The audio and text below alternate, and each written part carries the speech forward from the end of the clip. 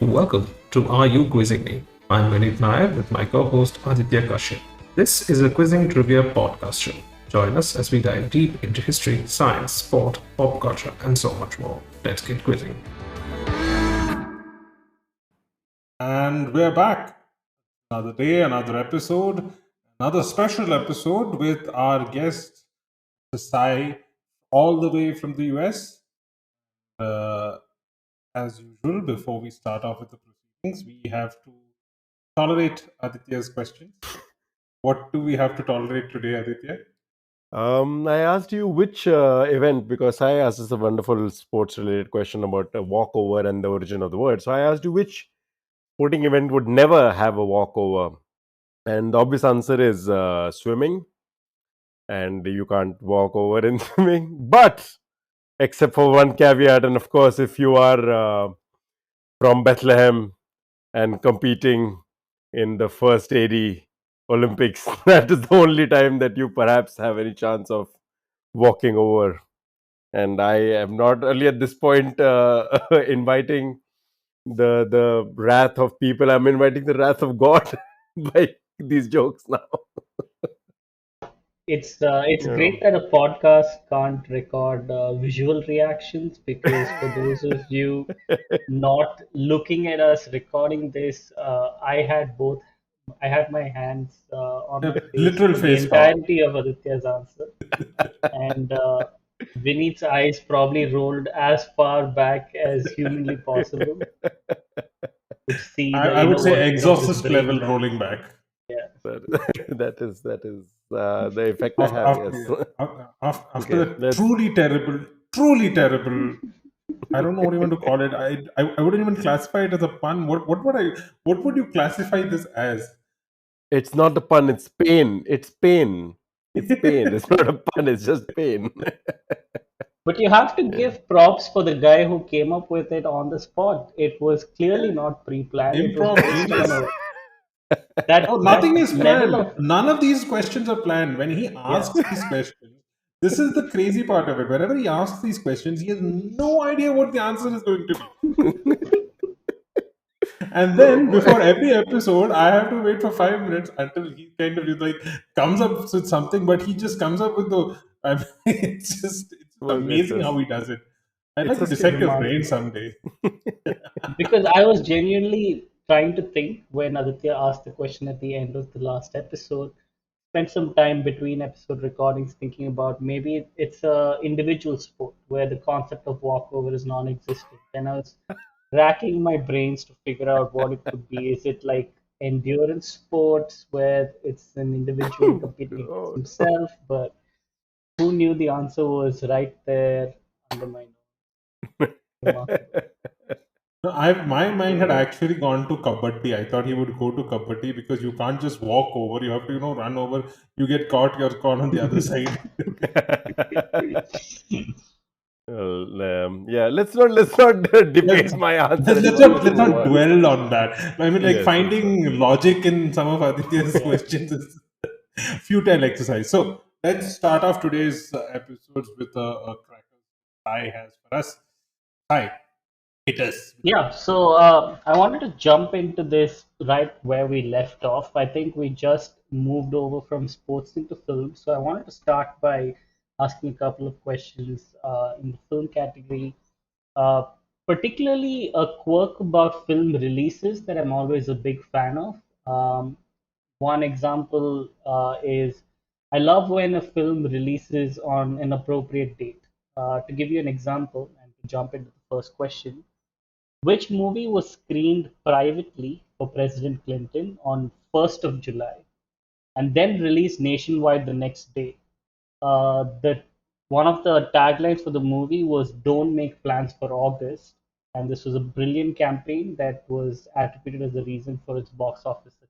So my first guess would be Independence Day. Exactly. So Independence Day is set on 4th of July, and the events of the movie are set on between July 2nd and July 4th, where an alien invasion happens.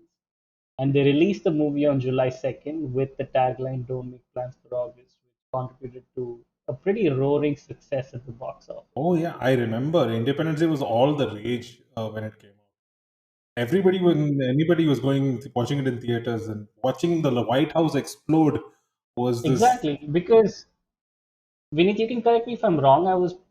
If you remember watching it in theaters, it's a pretty terrible movie in a vacuum, but with fantastic marketing and an apt release date, similar to how 2012 captured all our, like our worst fears back then when the Mayan calendar is expiring. They released in the year, I believe, late 2011, saying that 2012 Yeah, is what everything's sometime. going Yeah, to be from here. late.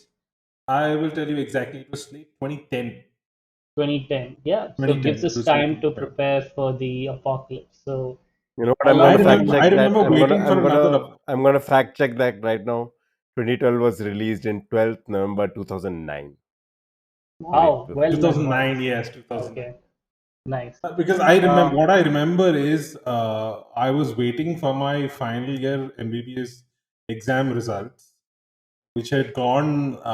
It could have gone either way, and the results were supposed to come in the afternoon. I just left home, went into a theater, turned off my mobile phone, and the only movie I had to watch was 2012. And I remember watching this disaster movie and coming out, and I was like, okay, things can't get that bad. I turned on my phone and I had a message from a friend saying, "You passed, you're fine." awesome. So I think that was a nice place to just start us moving towards the idea of releasing appropriate at the appropriate times. My next question, before we move on, is in a similar vein of thought. Occasionally, there are going to be two films with similar plots that could be released at the same time by two different film studios on a topical issue. Hmm. A particularly terrible example was when two movies came out as Olympus Has Fallen and White House Down, two movies about the president being killed and so on and so forth, released back and forth. So that is a particularly bad example. But let's focus on this particular instance where there was a film directed by Ridley Scott with the subtitle Conquest of Paradise. This was released within 2 months of a Mario Puzo written flop, which was subtitled The Discovery. So these are two massive big hitting directors releasing two movies with a similar theme within 2 months of each other. Both of these films were released in which year? Is my question to the two of you. Which year? Yes. We'll have to figure out which movies they are first. That would kind of. What are the subtitles or the taglines for those movies? Ridley Scott's subtitle was Conquest of Paradise. Mario Puzo's subtitle was The Discovery. Discovery. He didn't direct it, right? He must have written for the movie. Yeah, Mario Puzo written flop. Obviously, the first one that would come is The Godfather, but it's not The Godfather. Any of the Godfather with the tagline called The Discovery. Conquest of Paradise. The only other, at least the most famous example I know of a similarly themed movie coming out, and this has happened a few times, is Ants and Bugs Life. But is that the case in this scenario? That No, I don't think No, either of no, them no, is no. I think By Ants the and way, Bugs Life was. by the, I would love to see Mario Puzo writing the Bugs Life, his version of an offer that the bug can't refuse would be fascinating to see what happens there. But that was also, I think, post Toy Story, so should be 96, 97 ish. Mm. We're looking yeah, at yeah. No, a time a little again, before. plugging another podcast. Business Wars has this amazing episode for Pixar and DreamWorks, which talks about the very same thing. Interesting. Um, I do have a clue that I can give okay. once Yeah, you guys please. maybe Yeah, answer. please. Okay, I'll Uh, go for the clue then. In Ridley Scott's movie, Gerard Depardieu, the actor, he plays uh. a character who was born in Genoa, who now lends his name to a US public holiday. Oh, yeah. This is Christopher Columbus. He's playing Christopher Columbus. The movie is Exactly. um, Oh, is it what is it called? 1942? No, no, No, 1492. 1942. 1492. 1492. Sorry, 1492. So it was released in 1492. 1992. It was released in Yes. Exactly. 1992. Yeah. This is 1992, the And which is the other 500th movie? Which is the other anniversary. movie? The Mario Puzo one? The name of the movie is Christopher Columbus: The Discovery. Oh, okay. Great crack. So that's the thing. I feel like as soon as we get Columbus, we're able to then connect it to a fact that we probably learned in middle school. All we know is 1492, Columbus left and discovered the new land, Hmm. and then The New that's why I World. love. Yeah. Such a pompous way of calling it the New World. Hmm. I think I'll ask a question next. Okay, this is something. Let me just clarify that I've not been able to completely fact check this, but I'm fairly sure of the details because I did read it from some reputable quizzing sources. Right. So let me put it this way. So the Savoy is a hotel in Mussoorie, which was built by the British. In 1911, one of the guests was found mysteriously dead, with the autopsy revealing that they had been poisoned with prussic acid, with a cyanide-based poison. The murder was unsolved, and the doctor also found a few months later. The doctor was also found dead a few months later from strychnine poisoning. This came to the notice of a veteran English writer, X, who wrote to another writer, Y, suggesting that Y should write a story about a murder by suggestion. Though Y did not write anything about it, never visited to investigate, he mentioned the story to another writer, Z. And this story inspired Z's first major novel. So if you can just try and crack out who these Y and Z are. So let me just put you in the timeline. I'll just give you the pertinent portions. The inciting incident is a murder that happened in a hotel in Mussoorie in India. Timeline is 1911, right? A veteran author who's quite invested in India, X, writes about it to another author, Y, suggesting that he write a novel about this, about a mystery by suggestion, a murder by suggestion. Y, even though he has written a lot of these kind of novels, decides not to write about it, but mentions it to Z. And Z ends up writing their first major novel, which practically uses the same plot and a lot of the plot details of this particular. So try and crack out X, Y, and Z. So the timeline and you saying invested in India, my guess for X is either Rudyard Kipling or Ruskin Bond. But you don't need to follow up on that. I'm just talking about my train of thought. My guess would be one of those two. And I know that in the previous podcast you specifically called out the mistake of making assumptions, but you throughout your question, you referred to author X and Y by the pronouns he, but you specifically said there for Z, so I'm guessing Z is a female author. So my guess for Z, first guess for Z, as detective thing is going to be timeline Agatha Christie, but that is again based on a huge assumption there. I don't have any clue whether X or Y is it Kipling or Bond, and I don't know. Sorry, I don't have any clue whether X is Kipling or Bond, and I don't have a clue for Y. Yeah, Aditya, if you can build on it, if you feel any of these Uh, assumptions make sense, that's where I'm at right now. okay, no, I agree with the Agatha Christie thing. It was just that with the murder at suggestion, my first instinct was to say um, strangers on a train, but I also know that Ooh, is a much later movie, It's a it's and much I like also later. It's believe a much later one. movie it's a much was in later the book as well. 50s, I It's but a think the much book is later one. also much later. The book is also much okay. later, Book so I is also don't much. think it fits the timeline. Stranger on a Train is fantastic for a murder on suggestion, but in this case, given that there was only one Hmm. murder, it may not fit the Yeah, exact Actually, there logic were of two the absolutely murders. murder. The true. lady was murdered, and the doctor who did her Oh, There autopsy there were was were two also two. murders murdered. in there. Yeah, Okay. true. Um, That's a great uh, guess. so I think Agatha Christie also was another thing that I was inclined towards. So I'm assuming Z is Agatha Christie. X, I would say Rudyard Kipling fits the bill. Y, some When other. was Kipling? Does the timeline fit for Kipling Yeah, or I think it Bond? is Because I know early, both early. like early Okay, 20th. I'll, Yeah, I'll, Yeah. I'll, yeah. I'll give you guys. X is Kipling. Okay. Okay, good. Yeah. Y is Agatha Christie. Sorry, Z Oh, is Why why Agatha is Christie. Agatha? Z is I was saying Z is Agatha. Agatha. Z is Okay. Agatha Christie. Okay. Okay. Now, what's remaining is for you to tell me who Y is, and also which novel of Agatha Christie's are we talking Yeah, I can't. I'm not of much help in the last part. So Aditya, if you're Oh familiar no with, no. I've only read Agatha Christie's famous works. I've never read all of yeah, her works. So I would not, and and none this of is her them. first breakthrough. So unlikely that I would have heard of it.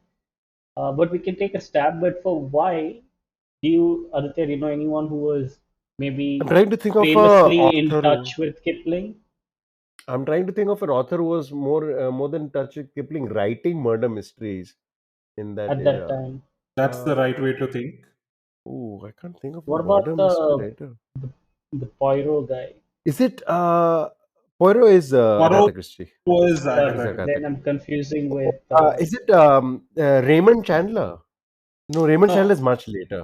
Raymond Chandler is much Raymond later. Chandler is also American, if I'm not mistaken. Oh, right, he's American. You're right. Yeah. Is it an Indian author writing murder mysteries in India? No, I would suggest that you go with the classics.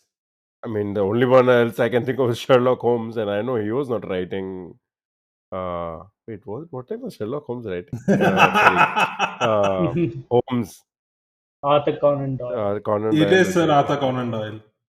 It is Oh, Arthur wait. Conan Doyle. Yes, it is Arthur Conan Doyle. So basically, Nice. Kipling wrote to Sir Arthur Conan Doyle telling him that you can write a story about murder by suggestion. He passes on the idea to Agatha Christie, and Agatha Christie writes the Fascinating. very first novel, which introduces Hercule Poirot to the world. It's called The Mysterious Affair at Styles. Ah, I I've heard of haven't it. heard of it, but I that's have heard of it, interesting. but I've not read it. But yeah, I've heard of it. If people are not particularly interested in reading all 80 odd works in which Hercule Poirot appears, I would suggest the Granada TV series called Poirot. It's just amazing. It went from, I think, the late 1980s all the way up to the mid 2000s, but it covers all the major Poirot hits, and it's Hmm. beautifully shot on location. It's just amazing. It's an amazing TV. So I'll, as a follow on to this, okay, as a follow on to this, um, just me being greedy, but again, as a follow on to this, there was a novel by Agatha Christie which had people writing in angry letters to the news. It was basically letters to the editor saying that they felt cheated because that was the first time that kind of a twist had been used. The book in question is the murder of Roger Ackroyd. Hmm. Hmm. If you've not read it, I'm not going to spoil it for you. Even though for somebody of our generation, it may not be much of a spoiler because we've seen many imitations of that particular twist. But the very first time that this happened was in this book. Until then, this kind of a twist had never ever been seen before. Okay. Now, the idea for the murder of Sir Roger Ackroyd is believed to have been given to Agatha Christie by through a letter from somebody who would later become much famous for his role in India. Can you guess who? Oh, I've read the book, Again, this but no, I is don't know. slightly debatable. There are some iffy sourcing on this, but I prefer to believe that it's true. Hmm. Somebody No, from I the royal no. family Somebody from the royal family. Sorry, could you just repeat who that part? later became very instrumental in India. In India, right, right. No, I want to say George. That's just a name. You have to give me. With George. No, sorry, not George. What am I saying? Edward the Fifth. I was thinking Edward the Fifth. No. You're thinking of Edward IV. Fourth. Sorry. No, not him. Not him. Mm. He's, as I said, he's related to the royal family. He's not the. Okay. Oh no, I have no idea. That would be Lord Louis Mountbatten. Oh, Oh, okay. So that was my question. Aditya, hit us with one. Let's do this one. It's a fun little question. Probably easy for you guys if you think a little bit about it, I guess. This is a postal code that the Canadian Post has. Um, Tell me what is the funda, okay? And the postal code is H0H0H0. The Santa It Claus is the the norm, address. Santa Claus, basically the postal code for Santa Yeah, Claus. Yeah, it's The too moment you which said early. is super. Canadian Post and the postal code, I was like, okay, I know where this is going. Yeah, it is one of I those. thought Finland has something similar, right? Also a way They for also kids to. have they also have a way for people, but I don't think they have the postal code thing. But yes, kids can write Interesting. into Santa Claus in Yeah. Finland as well, I believe. Anyway, so this was supposed to Oh, be a very small one because I was sure you guys will get very quickly. So let me ask another one. Let's do the accidental invention of something that is pretty ubiquitous now. Okay, okay. and this is from 1908. There was an exporter importer gentleman called by the name of Thomas Sullivan, and he was based out of New York. Okay. He used to import this particular product, and to send out samples, he would send it out in small quantities. So he would want people to try out his product. He would send it out in small quantities to his potential customers. Uh, This led to an accidental sort of let's say usage or discovery of an item that is used very very commonly today. So what was Thomas Sullivan importing into New York, and what is this discovery, accidental usage, accidental discovery? I think I have an inkling, but Go I'm for it. not 100. I'm maybe like 50% on this. Was he using something packed in muslin bags? Ah, yes, you're. I think you know the answer. Yeah. Yes. I'll just give it to Aditya to, sorry, Sai to try. So, I mean, the small quantities, and he would send it out for samples. My first instinct was like maybe like a spray bottle for perfumes, but I'm guessing it's a hard invention to make for someone who's just an importer exporter to figure out aerosol and all that in that point. So I'm going to, it's unlikely to be that. And given that the muslin bags idea seems to be along the same lines, my second guess could possibly be something like tea, the Oh, tea bags that we dip in great, as great. small samples. You guys both got the answer very quickly. I'm glad. It is the I tea would not bag. have got So that. I would not have got that without we needs to be anyway, so let me just fair. give a quick Interesting. background. So Thomas Sullivan used to import both tea and coffee into New York, and because he wanted people to try out these exotic teas, he would sample. He would send out samples in small muslin or silk bags. He intended for people to remove it from the bags to use it. People just found it easier to dip the bag itself into hot water and use that as a tea bag, Interesting. and that's how tea bags came to be. I like to think it Right. was because people were so familiar with French cooking where they would put, spices and herbs in a small muslin baking sauces. right. Yeah, yeah, they do have those. Okay. I believe it is size. Yeah. So the German branch of the Worldwide Fund for Nature (WWF) Okay. created a file format called WWF, Okay. and they claimed that this was a modification of the open standard PDF, but they have touted it at being environmentally friendly. Oh, What possible feature does the WWF file format have that distinguishes it from the PDF or DOC format? I'm gonna take a wild guess. This there they don't the control P or the command P doesn't print in this case. No, this is spot okay, that on. makes sense. That makes The sense. WWF file format cannot be printed. There is just a Cannot be feature printed. that Or cannot be prevents printed. any form of printing. And I thought that was a very neat little invention. I'm surprised it didn't catch on, but that is the WWF file format. And along similar lines, another file format that I found fascinating is the MKV file format. The video The encryption. M Yeah, it's a video Yeah. encryption that it can hold an unlimited number of video, audio, picture, or subtitle tracks in any one file. Um, it can hold all these many layers of content with it. What does the M in MKV stand for? Matroska. What? spot on. That was faster than I had spent time reading the question. That's remarkable. Oh, I spent a nice. What lot of is time around MKV videos. Could you give some context for our listeners, Vineet, as to how you got it so quickly The and dolls, why right? it's They're the called nesting Matryoshka? dolls we're talking about. Exactly. So the Oh, Russian Wow. nesting dolls, they are called Matryoshka dolls. They're known as the stacking dolls, nesting dolls, or whatever. And so they were made in 1891.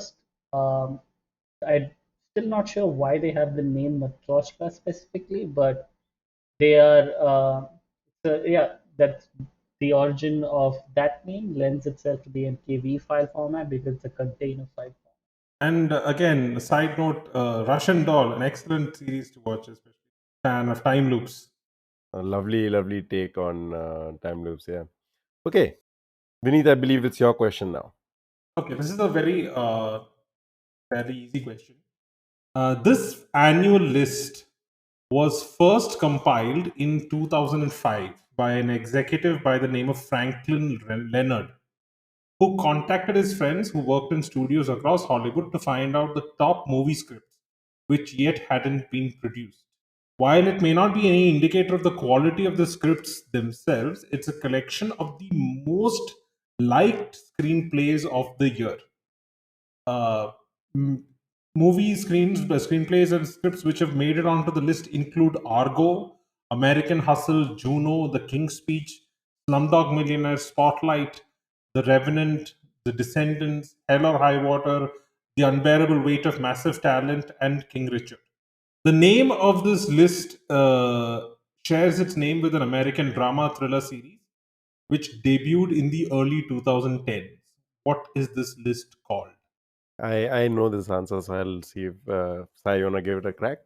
Yeah, could you repeat the first part of the question, the context before the list? Okay, yeah. So this was a list. It's an annual list that's compiled.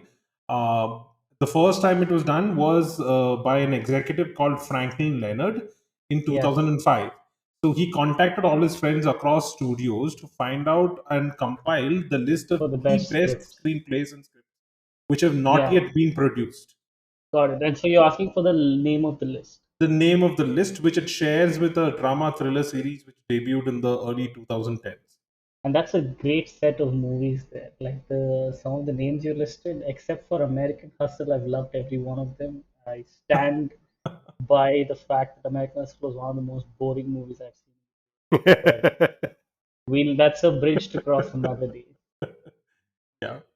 Okay, interesting. So I don't know. I'm trying to index now on possible names of prominent drama series in the early 2010s that could be relevant.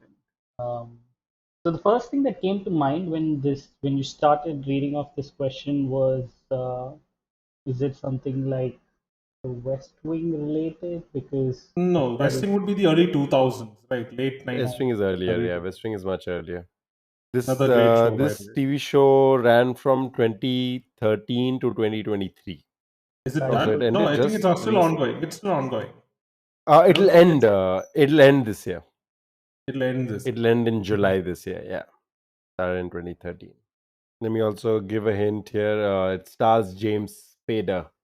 okay. So the way I want to try and approach this, let's see, I'm trying to, if the name of the series is escaping me, I'm trying to see what else I can go.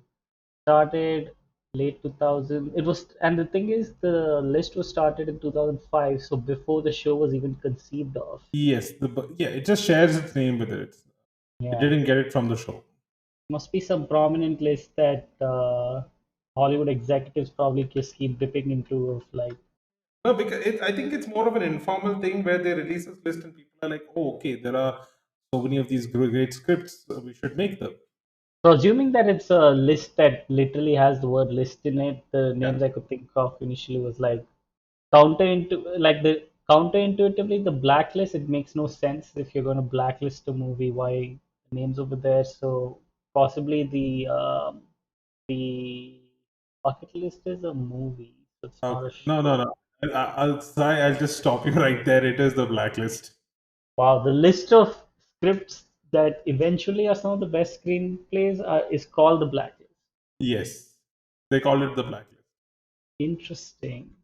Was there a particular reason why in 2005 was I'm not named as sure. such? He just did it. I'm not sure why he did it, but obviously it makes sense to have a compendium of the best possible scripts so that studios and actors and directors can start. It's like finding the diamonds in the rough. Interesting. Disney reference. Yeah. The- Oh, interestingly, by the way, Uh-huh. Blacklist is named because, and I saw this in an interview of that gentleman that you mentioned, Franklin Leonard, right? Hmm. Yeah, It's named Blacklist because he wanted to remove the negative connotation around the word black. He's a black black. individual himself, Okay. No, Oh, so that is which is why it's that is called the so cool. That Blacklist. is definitely. He's fascinating. he's a black man. Franklin Leonard is a black man himself, and he wanted to remove the negative connotation. Hmm. All right, let me do mine. And since we were talking about the Hollywood machine, let me do something related to that. So the Hollywood Walk of Fame, pretty historic, pretty well known. But let me just quickly mention for anybody who might not know, are little star symbols along the roads of LA, along the pavements of LA rather, and they're meant to symbolize and give credit to filmmakers and people related to film in general, film and TV, who have achieved great things. Now they are obviously star shaped. Um, However, there is one set of plaques, as it were, which are not star shaped and instead are circular. Who are these supposed to commemorate? So I'm thinking it's still related to the film industry, but possibly like supporting maybe like the crew members The or technical people, basically, yeah, technical folk, people behind the cinematographers. scenes kind of a thing. So interestingly enough, it is not really related to film Oh, Interesting. Okay. or the okay. Is it entertainment radio? industry. Not in the entertainment industry. So Hollywood Walk of Fame also includes radio Hmm. in Oh, okay, it, but in this okay. case, let me just tell you, there are five basic categories: the motion pictures, broadcast television, there is music, Uh-huh. there is radio, and then there's theater. So all five of them are covered in the Hollywood Walk of Fame. So, those are all And those are stars, the basically. stars, but the Those are the circles stars. are Those are not. the usual stars. Yeah. So what is the circle supposed to uh, Could it be like commemorate? sports members, sports prominent sportsmen of LA or something? But they also fall under entertainment. I guess, yeah, if you were to define sports and entertainment, but Hmm. these are not sports also. Okay. Is it not entertainment related, right? This would not No, be entertainment. Yeah. no. So let me just mention that this was also done. So because they have a big ceremony where they reveal these plaques. This was in the early 1970s. Oh, okay. So these don't exist anymore on the Walk of Fame. No. As in they were open to public in the early 1970s. The 1970s time circular could be astronauts, like Hang maybe on, it is for moon. the moon Oh, landing. Yes, okay. it is for Nice. the Moon moon land. landing. People have walked on the moon, basically. 1969 was your moon landing, and it is supposed to commemorate the first three men who walked on the moon. And Nice crack. Nice crack. But you said there are yeah. five of them, right? Oh, you meant five categories in the Oh, the five stars. categories are for So there are there only regular three Hollywood. circular? There are only three circular ones? Enough. It So wherever I found it, it said there are four of them, but each of the circular moons, as it were, has Uh-huh. all three astronauts and the date of the moon landing and the words Apollo 11 on it. So I believe four Oh, of them are identically shaped Huh. and writing on it, and they are Okay, placed yeah. all But over. then they okay, okay, so then there's not people who walked on the moon who've basically gone to the moon.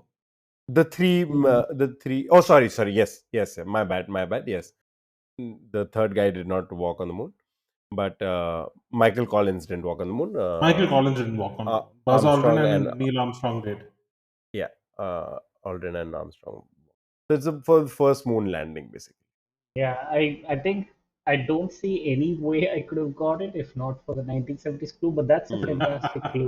No, That's but yeah, that went straight for that. Nah, I wouldn't. It would have taken me some time to get to that. Maybe like three or four clues later. No, but I mean, like, I'm sure that you might have discussed this with your listeners in any previous episode, but I just wanted to shout out the importance of a good clue that makes trivia question, like a good quiz question, is also remarkable. Like, I feel like a great question should be able to give a great first clue, which doesn't give away the answer, but still keeps them interested and allows them to figure it out. Because some of my favorite moments in quizzing have not come out as a eureka moment where it to me it's a stroke of luck sometimes if you either know or you don't or you have a moment of inspiration. But I love when a good first clue is only like a few people can get it, but it allows someone to get it. So I think I just wanted to really commend a good first clue. Like the 70s, I don't think should give away too much, but it allows someone to think of the right direction. Exactly. Yes, I agree totally. Great question. Yeah, Glad, great I'm glad, question. I'm glad. Okay, Vineet, I Sai. believe we are close to running out of time. So should we wrap it up with one last set of questions of Sai? Yes, Sai. Come on. One last question. Amazing. So I'm going to like the category that I think I've missed out on that I was really excited to ask you guys. I'm going to go back and forth, if you don't mind, with three good geography questions if we have time. Yes, we do. We Nice. do. Amazing. So I'll start with a little bit of a history geography mix. That the name of this particular island has a prefix, which was historically used to differentiate it from a mainland peninsula. The name is of great antiquity and likely comes from a regional word meaning the tattooed folk. The The mainland tattooed. pen, the The tattooed tattooed folk, like people who are rocking tattoos. folk, as in FOLK. Yeah, Okay. FOLK. Okay. Yeah. But the mainland peninsula, which the island needed differentiation from, used to be Okay. called Armorica by its occupants, and any avid fan of certain comics can tell you what this region is. What is this particular island I'm talking about? And I know we Uh, went astray with some clarification. So to summarize it, island has a prefix used to differentiate it from a mainland peninsula. The mainland peninsula has a name that it's known as today, but occupants at a certain time used to call it Armorica, which, if you're a fan of a certain series of comics, you'd be able to refer to that. I'm guessing, but okay, so Armorica would be, I'm thinking from Asterix. It is So from Asterix. that Yeah, would so I make was it thinking Gaul, Gaul right? as well. Gaul, yeah, Yeah. was my guess. If Gaul is the peninsula, what is the island? Gaul Corsica? is actually not the peninsula. Yes. Gaul is the neighboring territory to the peninsula region. Okay. I was going to think Corsica, but then Mm, no. you said tattooed folk, right? That's the Tattooed origin. folk is, yeah, I can tell you the language, but maybe I'll tell you that as a clue. There's a second clue. Okay, yeah. Just to summarize the question, there is an island which has a prefix, which has Yeah, been given to differentiate it from the mainland peninsula. The exactly. origin is from a term that means the tattooed folk. Yeah. The name of the peninsula and the island's second word. Are there any Um, ideas? no, I was only as far as what you had gotten, which was Gaul and Asterix. Ball, But yeah, and aspects, yeah. yeah. So Um, I mean the origin of the name for the peninsula as well as the island without the prefix comes from the Celtic word which is tattooed folk. yes, Celtic word. Then, ooh. But Celtic word, so Initially, I was then thinking, this. does it have anything to do with Greenland or something? But I don't think that's the word. Uh, is No, no, if it's I think Celtic, I if it's know. Celtic, I know it it is is Britain Britannia. has some. Britannia. Yeah, Britain has some Celtic origin, right? Yep, the Yeah. French peninsula of Brittany, which is the northwestern part of Oh, France, and the Right. island of Great Britain ah, comes Great. from antiquity. And the That word makes so much great sense. was, yeah. nice, Great nice. Britain. So the Yes. Brittany area, probably one of the least touristed parts of France. It doesn't have the wine appeal of southwest France. It doesn't have the or like Mediterranean appeal of the south coast or the historical appeal of Paris in the north, but the Brittany is a beautiful region. And if you are planning a not so traditional French Yeah, lovely. An additional piece of trivia for our wanderlust listeners. trip. Yes. Jumping right to the next the intersection of history and geography. There's a certain city in the region Thuringia. It's the focal point of German Enlightenment. It was the home of major figures like Liszt, Goethe, Schiller, and other famous artists and architects. I know I threw out three names as if I knew all of them. I just want to point out that I've only heard of Liszt. I just hope that Vineet and Aditya are the kind of folks who know the other two. I've heard of But Goethe, but yeah. Yeah. yeah, at a certain chaotic stage in its history, Okay. Berlin was considered too dangerous for the capital to be located there due to street rioting. So, this centrally located city was chosen as the temporary capital. What is this city? And this place is in the area they call Thuringia. Thuringia. Um, which part of Germany is it in? Like central, north? Central.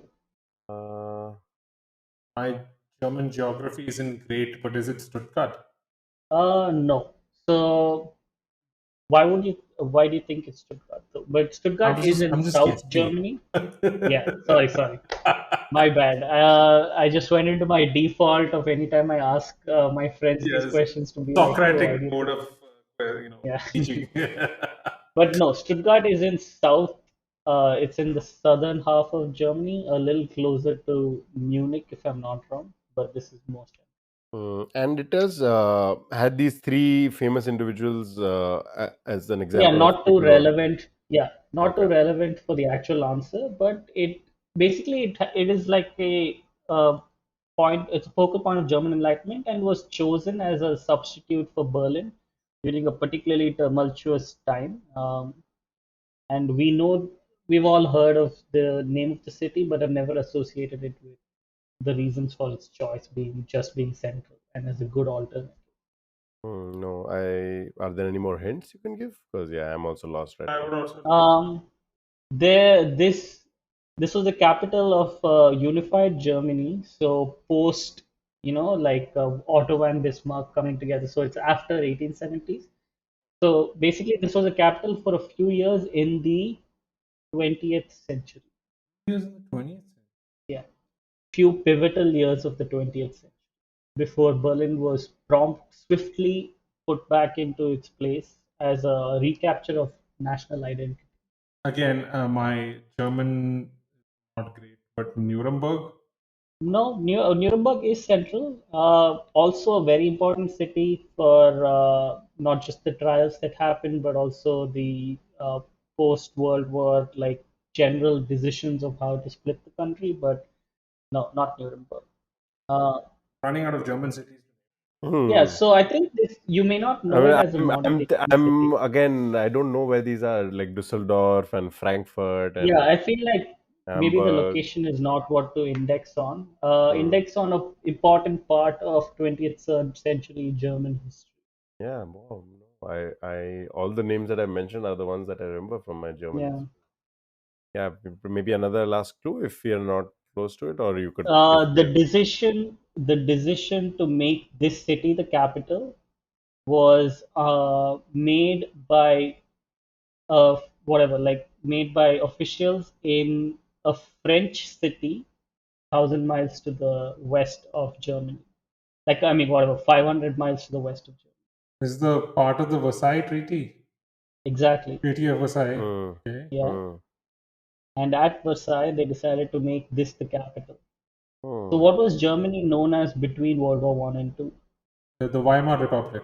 Exactly. This is the Uh-huh. town of Weimar in Okay. the center of Germany, Okay. Wow. which Okay. is Yeah. why Now we that know makes sense. Yeah. all of us have heard of the Weimar Oh. Republic. We've Yeah. have Oh my I don't think God. I've ever wondered why That's was a it called the brilliant Weimar question. Republic, Yeah.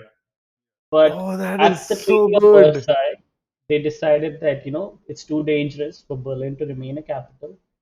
They named Weimar the capital, and we now know the period of the severe depression and pre-Nazis coming to power, Germany being known as the Weimar Republic. And it is a significant part of 20th century history and History, German yes. history. But none of us have ever known, is Weimar just a name like Deutschland or Germany? No, it's actually the name of a town that was the capital during that time. Wow. That is a brilliant That question. is I love that question. brilliant question. Nowhere close to cracking it, but lovely. Yes. No, but I love Yeah, the way he led us to it. We went Yeah. from Germany to Versailles, and then from Versailles to yeah. Weimar. Yeah. Nice. Very No, I nice. should probably have ended with this. It would have been a fantastic last question. But just before we go, because I've been eager to ask this question to Aditya specifically, it's his favorite country, sorry, continent, Africa, Aditya, just for Oh no, I can't believe we are doing this. Wow. uh, Okay. Okay. anyway, this question. The independence and international recognition of X came Okay. in 1993. It was Okay. a de facto region since 1991. Okay. This caused Y to suddenly become a landlocked country. Okay. The Y Navy had originally been trained by the British Royal Navy and had operated from the naval base of Massawa from 1956 and was in 1991 the largest navy of its continent. But Okay. because of the recognition of X, Y's navy had to be disbanded in 1996. Identify X and Y. So X is the country that was recognized in '93, right? Yes, That would make it Eritrea. exactly. Wow. Ethiopia So this would lost be Ethiopia. Ethiopia. Ethiopia or I think Sudan? Yeah, Ethiopia. Ethiopia. and Ethiopia. Ethiopia lost any access to water, and one of the largest navies in the continent had to be disbanded after going through decades of training, which Right. is just fairly hilarious. Like some of my favorite navy-related facts are like Mongolia has a navy the size of two or something like that, which is basically just pointless for one of the most landlocked countries in the world. Uh, so yeah, Ethiopia Nice. was one of the most sad cases of losing the use of it. Lovely, lovely. Oh, Follow up, not a follow up to this. When you said useless navies, I think at one point, I don't know if you guys have heard of this. Pepsi had one of the largest navies in the world. I've heard of this. Yeah. Oh yeah, I remember them having also one of like the most number of jets after like three countries or something Yeah. absurd Yeah, like that. no, because but they found a way to deal with Russia, Soviet Russia.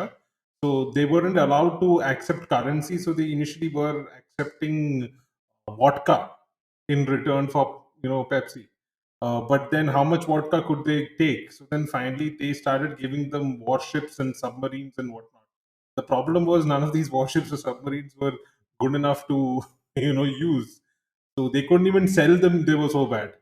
So they ended up just rusting away at ports. But at one point, Pepsi had a serious navy. Yeah. Nice. Just one last thing, if I could just follow up on what I hope is my like the one of the better questions I've asked, the Weimar Republic thing, to give a little more context. It's actually the National Assembly had to meet to ratify everything that was suggested by the Treaty of Versailles. And the German National Assembly, decided that Berlin was way too dangerous.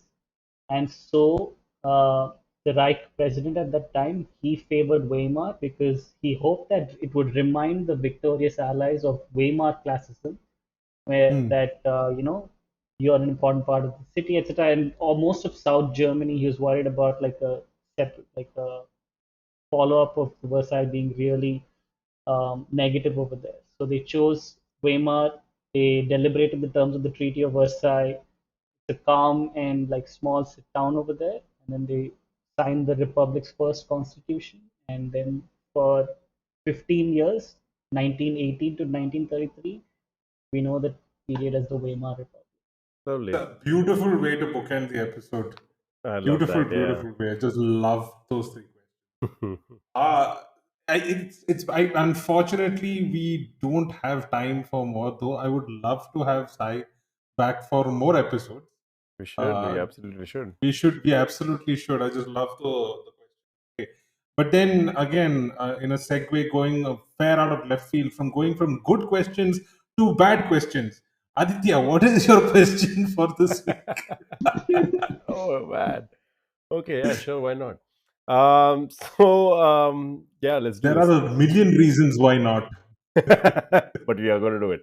The Hollywood Walk of Fame, as I asked, has star-shaped plaques and famously a circular one as well.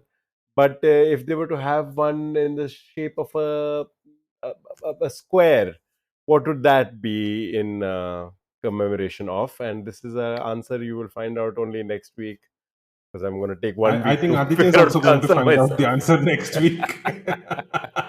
That is how this works. Yes. Yes. Okay, so that's all for the episode. Thank you guys, everyone, for listening in. We hope you enjoyed the show. Thanks again to Sai for joining us for this very special 21st episode. If you guys like what you hear, please consider subscribing to the podcast. Leave us a review on your favorite podcast platform, wherever you're listening to us right now. It helps us reach a wider audience. It allows more people to discover the show. Please take 2 seconds out to rate our podcast. Give us 5-star rating. And if you're listening on Spotify, there's a standard question that comes with every episode asking for your opinion on the episode. Please take the time to. We'd also love to hear from you in other ways for feedback, suggestions, trivia, sponsorship deals, anything goes. You can reach us on Instagram at Are You Quizzing Me? We appreciate your support and look forward to sharing more episodes in the future. Don't go just yet. Aditya will be back after the musical thing for the cover your ass part of this episode, where he will fact check whatever we've blabbered throughout. So that's all from me for this episode. Thanks again to Sai for joining us. Yeah, big shout out to Sai. Yeah, it was an absolute pleasure. I think it's a throwback to us discussing virtually on Facebook. So it was great meeting the two of you, and I'm excited to see how the show picks up. I think there's clearly great production and some incredible questions being asked. But if nothing else, the listeners are going to tune in for Aditya's absolutely moronic questions at the end of each episode. It is obvious that I still haven't gotten over the walkover question. It is going to haunt me for a while, Yeah. and He's I go- look he's forward to, polite to say he's having PTSD. yeah, I look forward to flummoxing some of my friends with that exact same question. Watch as they seriously contemplate the rules of different sports before dropping the smoke bomb. You've created the first quiz meme, I think. It's I, transferred. I No, might the be I might information be is guilty of transferred. It's that. going to transmit like a virus. Yeah.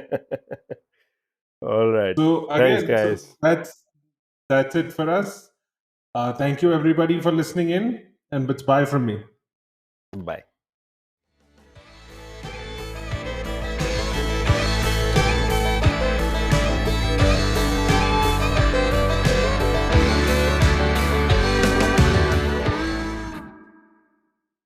And here's the fact check for the episode.